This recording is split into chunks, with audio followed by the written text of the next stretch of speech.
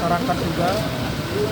Lalu kemudian ada stressing kami agar apabila tindakan korektif itu telah dilaksanakan, segera lakukan sosialisasi secara masif kepada masyarakat, baik melalui media cetak, media elektronik, maupun media sosial, sehingga masyarakat bisa tahu semua apa yang menjadi aturan baru dan masyarakat juga paham tentang apa yang menjadi hak dan kewajibannya.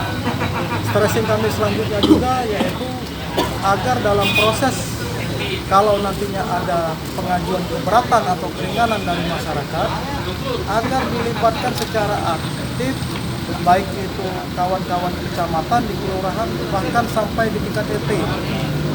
Nah, kemarin ada juga keluhan dari masyarakat yang mencoba melakukan keberatan ataupun keringanan dengan prosesnya yang cukup panjang dan cukup ribet.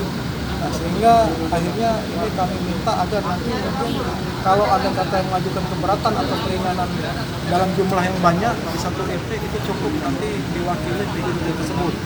Dan itu kami juga minta revisi karena ada perwali memang yang mengatur tentang tata cara pengajuan keberatan dan keringanan itu agar paling tidak disesuaikan, direvisi, sehingga masyarakat bisa juga gampang melakukan keberatan atau keringanan. Tetapi mudah-mudahan harapan kami dengan nantinya ada perbaikan dari perwali tersebut, mungkin masyarakat yang akan mengajukan keberatan atau keringanan mungkin sudah tidak banyak lagi seperti itu. Sampai kapan Pak rencana perbaikan yang Pak dikasih Pak? Kami kasih waktu 30 hari. Bila dalam jangka waktu 30 hari pihak wali kota masih belum melaksanakan saran korektif tersebut, maka ini akan kami sampaikan ke Ombudsman RI. Dan kalau sampai nanti Ombudsman RI turun masih tidak dilaksanakan, maka itu akan rekomendasi. Sanksinya bisa bawa ini. Dan rekomendasi itu memang wajib untuk dilaksanakan.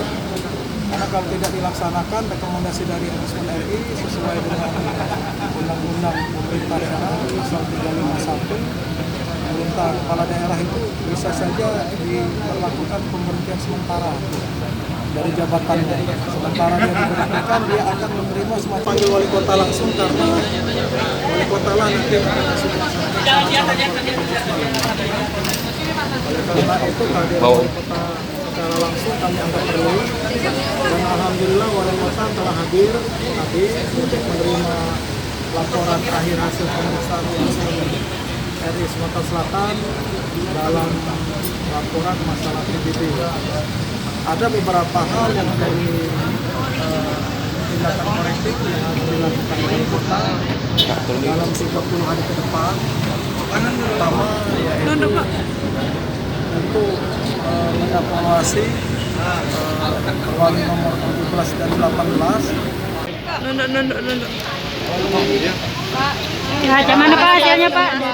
Oh iya, hari ini kami diundang rapat.